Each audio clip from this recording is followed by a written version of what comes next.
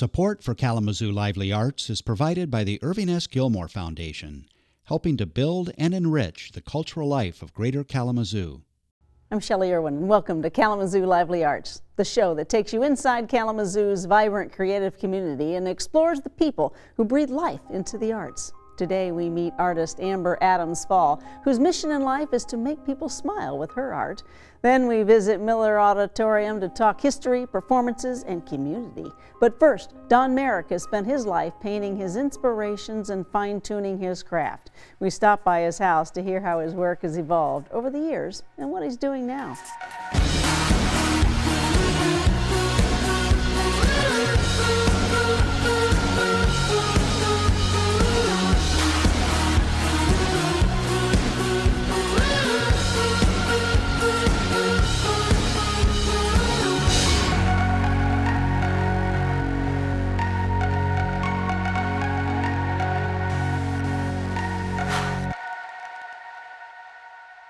One watercolor artist you would be. Who are you?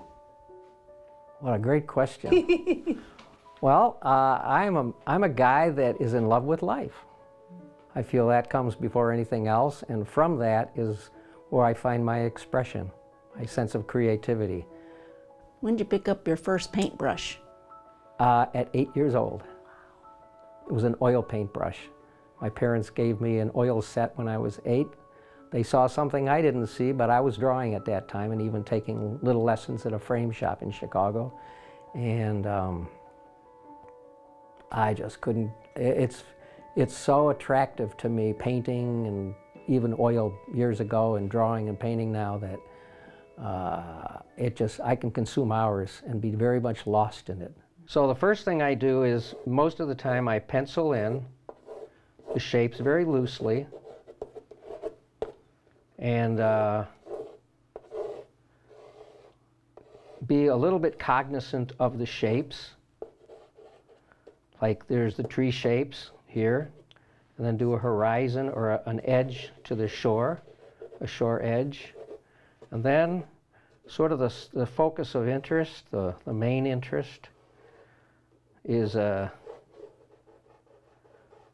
the flatboat that's used, particularly in the South, in Alabama, where I once lived, and get a reflection. As you can see, I'm painting very loosely, or drawing very loosely, because my whole approach to painting is to interpret, not to illustrate. And I'm looking for, even in the edges, the hints of poetry that I am seeking to paint. So that's pretty much good enough. What do you paint, Don? I paint colors, shapes, tones, the lights and darks of color, and the edges, the sharp edges, the soft edges. That's what I really paint. On top of that is the veneer called the subject matter.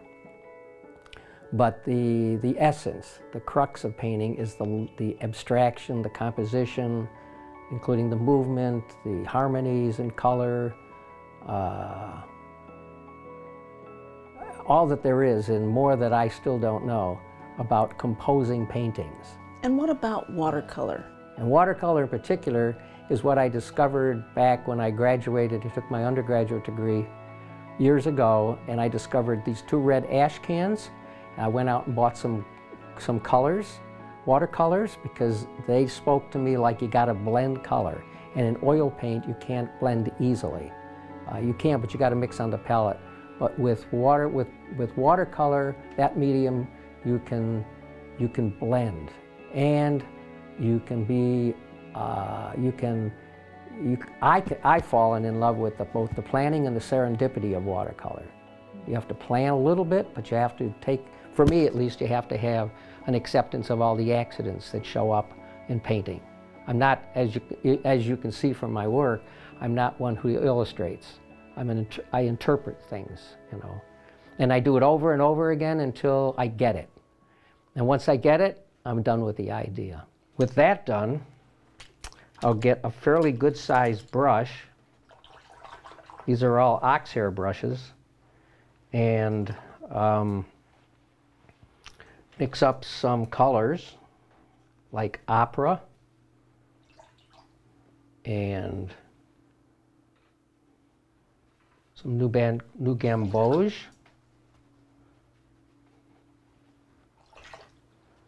And so I blend a little bit on the palette, but most of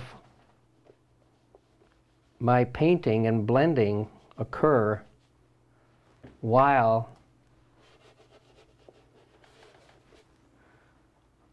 they occur on the paper itself. The colors are all more or less, even though they're combined, are more or less the same lightness or darkness, or another way to say it is tone. Sometimes I use paper to blot out where I want a little bit of lightness to show through. It's sort of like a game of chess, in that you got to sort of be a few moves ahead of yourself in your mind in order to get a sense of what's going to happen down the line. What about Michigan? What do you paint that has a Michigan tie? The Michigan tie for a long time was the Kalamazoo street scene. And I have a reputation in town for... Is that a good reputation? Yeah, it's a good reputation. It's a pretty good All reputation, right, as far as I know. Most of the people on the street are, they look like they're doing pretty well. But that was the beginning. But I don't paint, I do street scenes from time to time, but I'm more interested in the, I don't know, an imagery that more reflects where my life is these days. Being older and having a sense of mortality, I think that just is part of, it's what's showing up for me more now. I'm just sort of in search of imagery that expresses whatever it is that is so intimate and personal about being alive. Now I'm going to make a little noise with a hairdryer to enhance the speed of drying. If I didn't, it would take too long. It wouldn't take too long, but it'll take a while. So you can see already that right there, right here, I've blended a kind of a warm red with some yellowish green and some orange over here. And that's one of the major qualities about watercolor painting as a medium, because you can do so many things. You can also, I can do things like drop water in, just serendipity, to give a little bit more sense of looseness. I'm not after looseness so much, but sometimes these little things will, these little droplets will do give it a sense of unpredictability.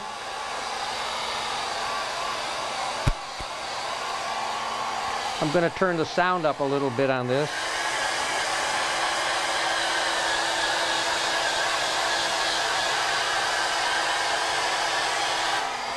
See there, those blossoms? That's a very unique quality with watercolor. And what's left for you to paint yet? Oh my goodness. What? I don't know. I don't know. Self-portrait, maybe? Well, I have some friends in town who I would like to interpret and find out more about what my relationship is with those people by painting them. And will I get to it? I don't know. I have more stuff in my head that I want to do than I have time for. I think the painting is done. I could do more. I could goof around more, but just one point is that I'm not being very literal. I'm being very suggestive. You know, I could have put more branches on I could have done more things, but you'll see here it looks like the beach is a little bit here. I could have done more detail, but pretty much the accidents, the blossoms as we call them in watercolor, right there, the blending and the blurring and of shapes, they kind of give a more subjective attraction to the place for the viewer. But by and large, I think this painting is done. I'll do one more little hint right there. And there you go.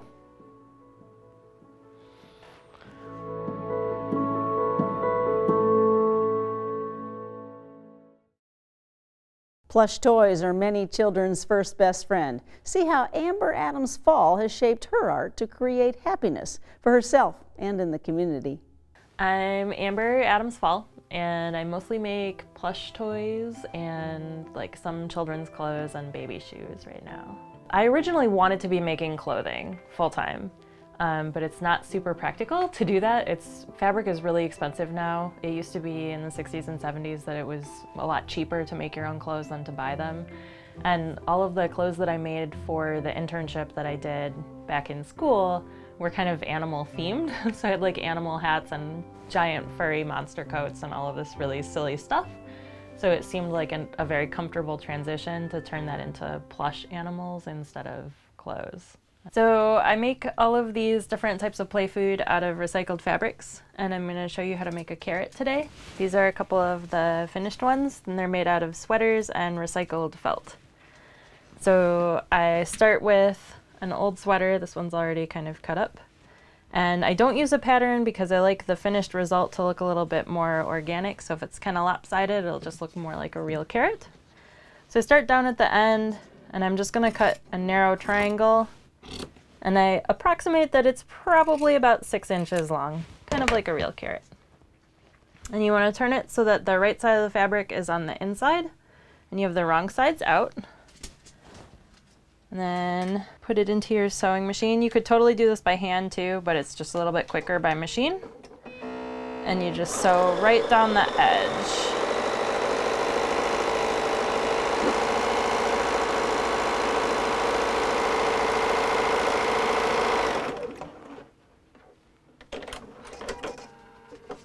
So now you have a nice triangle shape. And I'm going to turn this right side out, just like you would with a sock that's inside out.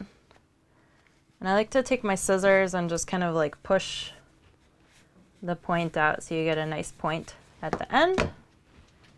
Take some fiberfill. I use stuff called EcoFill that's made out of recycled pop bottles because I like to try to keep the whole project as recycled as possible. And you're just shoving little globs of fluff down in there until you've got your carrot all nice and stuffed. Needs a tiny bit more.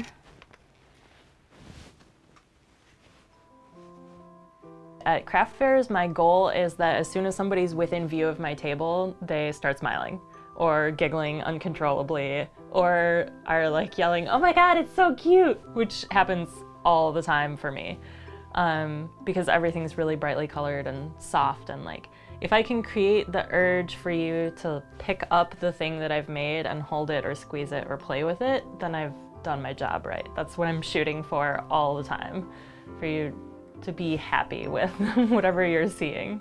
So yeah, ultimate goal is cuteness, I think. So once your carrot is full of stuffing, you're gonna take a hand sewing needle, knot the end of your thread, and you're basically just making a drawstring for the carrots. So I'm just gonna go in and out about every 1/2 inch, all the way around the outside edge of this. And you want your stitches to be big, not close together like you would if you were, you know, sewing something that needed to be structurally sound. Once I've pulled it taut, I've got a nice little like drawstring lumpy situation. And you're just gonna pull through a couple times to knot the thread.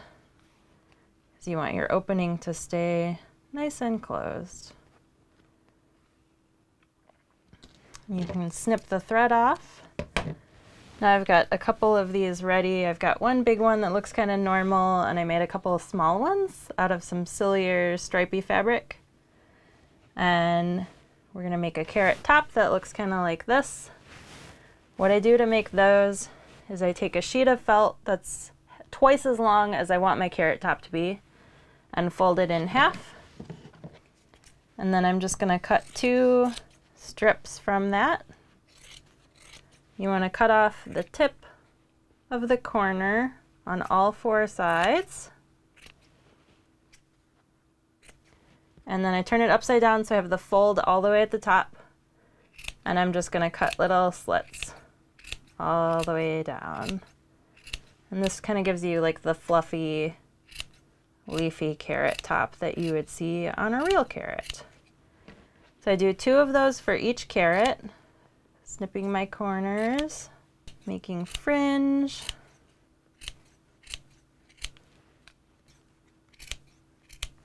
And when I have my 2 carrot tops, I open them up and lay them on top of each other. So you can kind of see I've got a nice like solid area in here that's not cut. And then it gets laid on the top of the carrot. And I can come back in with my thread and stitch this carrot to the top. Or the top to the carrot, sorry. This part's a little bit trickier. It can take a couple tries to really get it. But once you've got it sewn on, you just knot your thread again, and you end up with a finished carrot with a nice fluffy top. I think the arts in Kalamazoo and everywhere is just a thing that needs to be supported because it feeds your soul. When I look at what I have done over the past couple years, like I wouldn't trade this for anything. I'm so much happier when I'm doing something with my hands. I just think that creating something gives you something you can't get from anything else, and that's really important. And for me, a lot of that, of my work gets shared with other people, and it's bringing them joy. And that's like so wonderful. There's nothing that compares to knowing that the work that you did made someone else happy. Miller Auditorium is an amazing venue that hosts renowned shows, community events, graduations, and more. We sit down with Miller staff to hear more about this Kalamazoo staple. Tracy, take me to your stage. Of Miller Auditorium, what are you all about? Well, Miller Auditorium is actually going to be celebrating its 50th anniversary season next year. So we opened in January of 1968, and you know, the president of the university at the time wanted a performing arts center on the campus of Western Michigan University. That was a gift to the students, the staff, and the community at large. And we have been putting shows like the top Broadway hits, comedians, concerts, symphonies, and everything in between for 50 years. Yeah, I was going to say, you're still going strong, aren't you? Very much so. Let's bring a real community event to our conversation. Okay. Kzoo Sings? Yes. Yeah, what's that about? It's new. Over the summer, I saw a video come through of a group called Choir, Choir, Choir out of Toronto. And it was just a group of people from all walks of life that came together with a musical director and a guitar player and learned a popular song in 3-part harmony. And I thought it just looked like so much fun. I love singing, and I haven't been part of a choir since I was in college. And I thought, I wonder if there's anybody else in town who loves to sing but doesn't have the time to dedicate to weekly rehearsals and being part of an organized choir. And we decided to try it. I found a music director, and we put the invitation out. Please join us for our first inaugural Kzoo Sings, and over 82 people showed up. So obviously people want to come and they want to sing. And we've had 3 events so far, and we've done songs like Sweet Caroline, California Dreamin', we did a Motown mixture, and it's great. We have a large group of people that come, all ages. We've had family units come, mom, dad, and kids, and it's just really great. It's family fun. Our bar is open if somebody would like a cocktail. We have some snacks, and we learn 3-part harmony. Larry, Lois, I need a couple things from you. Who are you, what do you do, and what are we gonna take over here? All right, well, take over best we can. Anytime you do music, you want to get into it and you get involved. That's what this is all about, is getting involved. With the Kzoo sings, the whole idea is to involve as many people as possible. So if you're not a note reader, it's okay. Because so we get everybody together, we divide into high, middle, and low voices, and then we start learning parts, and we just do it mostly by ear. And most anybody can really learn that way. When you're a child, you learn how to speak by ear. You don't read books first. So it's how we do music too. But people who come want to be here, so we're all energetic and ready to go. So we usually, we'd find like, I'd say, if this is a note, you can, that note, or you're like, that might be the middle note. So we might hum it? You can hum for starters. I would put you on the high notes for today. Okay. All right, because we'll just do a little. Oh, so you're soprano. Well, let's go up here then. Just joking. Glasses breaking everywhere. That's a good thing. So we'll take a little piece of "Let It Snow," and it's like, the weather outside is frightful. So somebody will be doing the melody, but what we're going to do is the two harmony parts. I'll show you the. So we're going to go, and we'll just say, ooh, ooh, ooh. So it's two little lines. Ooh, then ooh. Okay, and then I will do. Do I have to remember that? You'll remember that. That's the part of what we do. But don't panic. We usually take a fair amount of time with each line. Thank you. But we're just rushing through this. So and I'll do the ooh, ooh. So. Okay. So let's try it. Every seat's the best seat in the house, I bet. My personal favorite is about row 16, 17. I like to sit further back, but yes, we have phenomenal seats. There are no blind spots in our house. So no obstructed views. Every seat, you get a great view of the stage. Do you use the community for volunteers? We do. We have over 300 volunteer ushers. And without them, we wouldn't be able to do everything that we do because we have over 8 entrances into the house itself.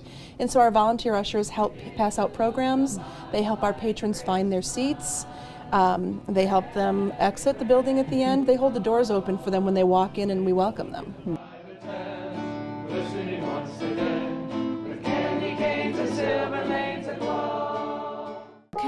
So here's your note. Am I singing something? Yeah, we're just going to go ooh. Oh, okay? okay. 1, 2, ready?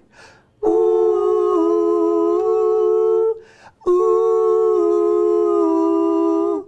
That's not that hard, is it? No. And that's all we do is we'll take that line, and sometimes we'll say words, but sometimes we ooh, and then we'll have this like the low part might be doing the weather outside is frightful while we're doing the ooh, and dawn is so delightful, and suddenly we're all harmonizing. So we learn that part, then we move over to the middle notes and we have them learn their part, and then we go, okay, let's put in the melody.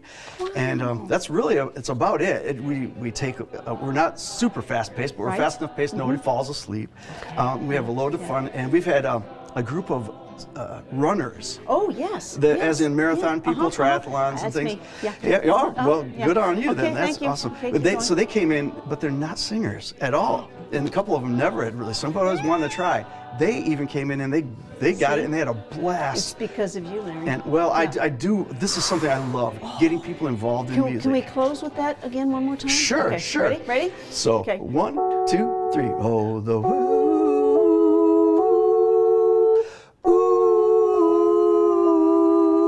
And since there's no place to go, let it snow, let it snow, let it snow. And it sure is. Well done. Thanks, my friend. All right, glad to be here. Right. Thanks. Your heart, right within your heart. Yeah. I think that's great. Thank you for joining us on this week's episode of Kalamazoo Lively Arts. Next week, we meet members from the Signature Artists Co-op as we visit their annual holiday gallery event. We leave you tonight with Chi Amun Ra. It's a group of drummers who closed out the 2016 Black Arts Festival. I'm Shelley Irwin. Have a great night.